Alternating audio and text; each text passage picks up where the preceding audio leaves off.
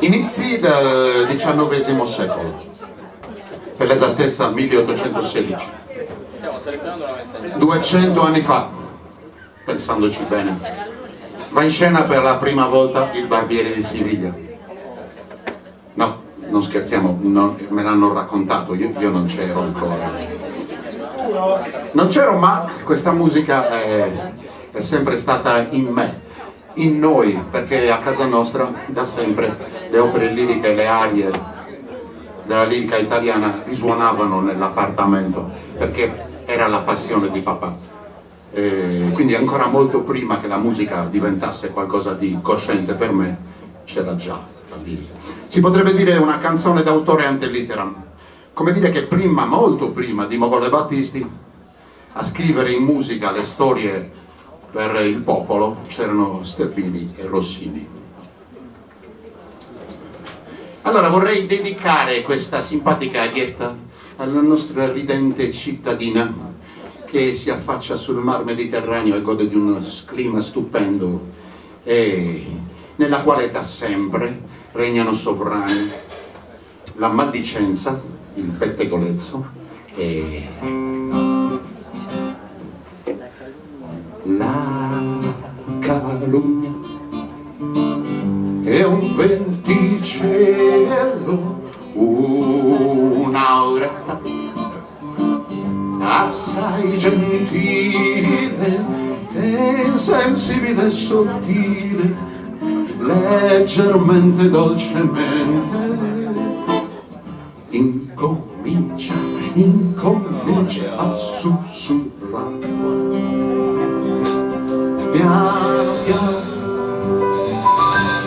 terra terra, sottovoce sibilando, va scorrendo, maronzando, veronzando, sulla testa della gente si introduce destramente, e le teste di cervelli, fa stordire, fa ronzare.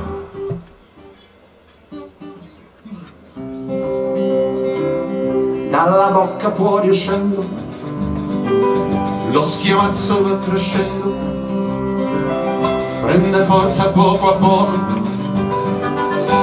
vola già di loco in loco, e segue la foresta che ne accende la foresta, va tornando, brontolando e ti fa d'orrogera, alla fin tra bocca scoppia, si propaga, si raddoppia e prende un'esplosione come un colpo di cannone, come un colpo di cannone, un tremoto, un temporale, un tremoto, un temporale, un tumulto generale che fa l'aria rimbombare, un tremoto, un temporale, un tremoto, un temporale, un tumulto generale che fa l'aria rimbombare. Hai sentito che cos'è? Hanno l'anfiteatro senza la concessione comune, senza gara d'appalto, ma ti rendi conto? Ma adesso li hanno scoperti, vedrai che fanno a polpette. Ma pare che non ci siano le prove. Ma è secondario, non fa niente, l'importante è che li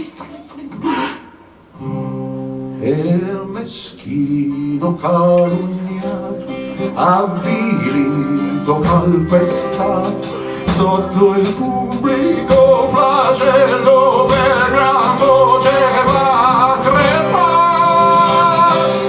E il meschino calunniato, avvilito, calpestato, sotto il pubblico flagello